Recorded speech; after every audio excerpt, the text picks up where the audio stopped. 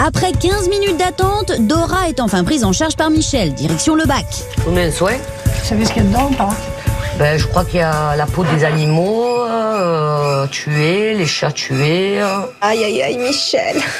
Se fout de sa gueule, elle est folle, Michel. Non, mais sans plaisanter, il y a quoi dedans? Vous savez pas. Vous voulez lire la... Moi, je sais pas. Non, mais je sais pas, vous auriez pu... Mais non, mais c'est naturel, là.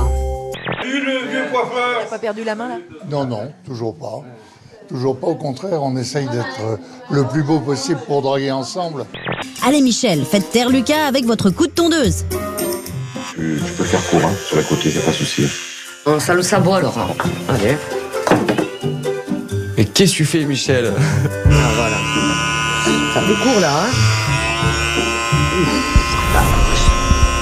Elle vient de foirer son client, Michel. Oui, ça en a tout l'air Lucas.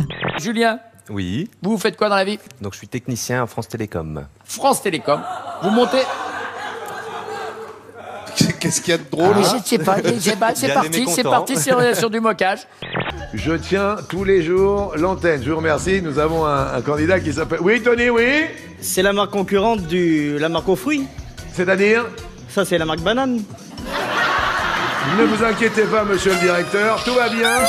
Je raccroche. Et je vous dis bonnes vacances. Merci. Merci beaucoup. Embarras, E-M-B-A-R-R-A-S.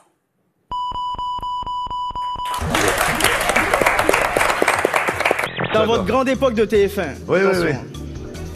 C'est la question co, c'est la question in, c'est la question coquine.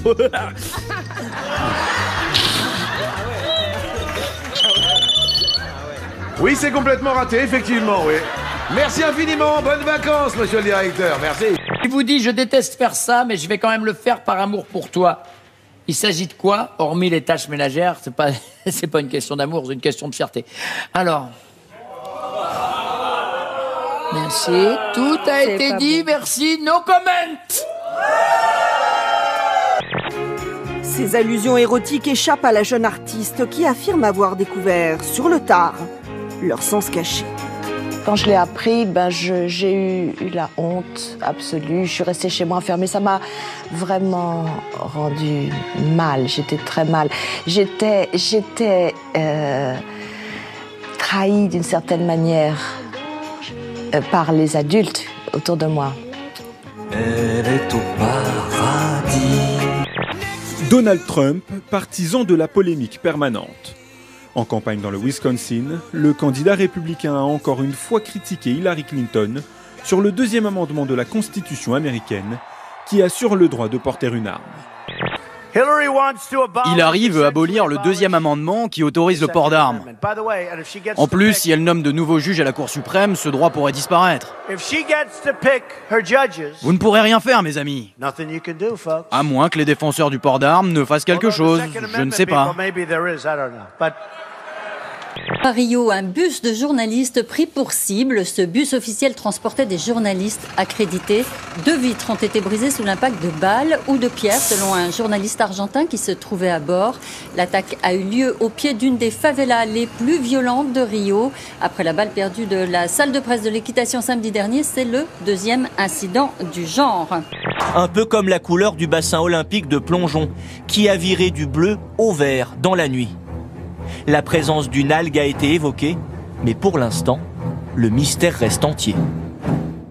Donald Trump est-il en train de suggérer à certains de ses militants d'utiliser la violence contre Hillary Clinton?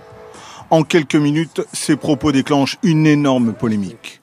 À la télévision, un ancien directeur de la CIA, scandalisé, ne mâche pas ses mots. Si quelqu'un d'autre avait tenu ces propos, il aurait été immédiatement arrêté par la police et il serait interrogé par les services secrets. Et dans ce contexte de menaces terroristes, c'est sous haute surveillance que va se dérouler la rentrée scolaire dans 3 semaines.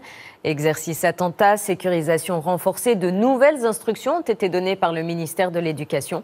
Selon Le Parisien aujourd'hui en France, le centre commercial Grand Var, près de Toulon, réclame 187 000 € d'amende à un commerçant qui a une boutique dans le centre commercial en question. Pourquoi? Parce que ce commerçant n'a pas ouvert le 14 juillet. Une amende exorbitante qui laisse ce restaurateur varois sous le choc.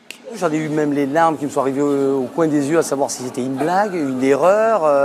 Alors c'est le monde à l'envers. En plus, il n'est pas le seul. Il y a plusieurs boutiques de ce centre commercial qui se voient réclamer cette amende par la direction du centre commercial qui dit que c'est le règlement intérieur, qu'il a été voté comme ça. Sachez donc, mesdames et messieurs, qu'il y a désormais des endroits en France où vous êtes obligés de travailler les jours fériés sous peine d'amende. Et puis pas qu'un peu. Hein. C'est un peu les sociétés de mines. Vous savez, c'est Germinal. Vous avez une amende tous les 4 matins. Nous allons procéder à un exercice de confinement. Dès la rentrée scolaire, les élèves de la maternelle au lycée s'entraîneront à réagir en cas d'attaque terroriste. Parmi les nouvelles mesures rendues publiques par le gouvernement, un exercice attentat-intrusion par an, obligatoire dans chaque établissement. Il devient national après avoir été testé par certains lycéens, comme ici à Nice. Attendez. Oui, il paraît que vous avez un calendrier d'ailleurs. Oui, des tournages de Motus. Non, non, vous avez un calendrier qui est assez intéressant. Des postes. Des postes améliorés, on va dire. Des postes à pourvoir. Non, j'ai un calendrier plutôt sympathique, ce genre de gentilles petites blagues qu'on me fait pour que je me sente bien chez moi, quoi. Voilà. On n'est pas encore au niveau du poster, mais ça va venir. Celui-là, il met bien en valeur les fesses. C'est le modèle qu'on vend le mieux. Celui-ci, c'est un des modèles les plus sexy, celui qui plaît le plus aux hommes. Et ça, c'est le modèle qui plaît aux européennes. Et aux brésiliennes aussi? Ah non, pas du tout. Ou peut-être aux femmes très âgées.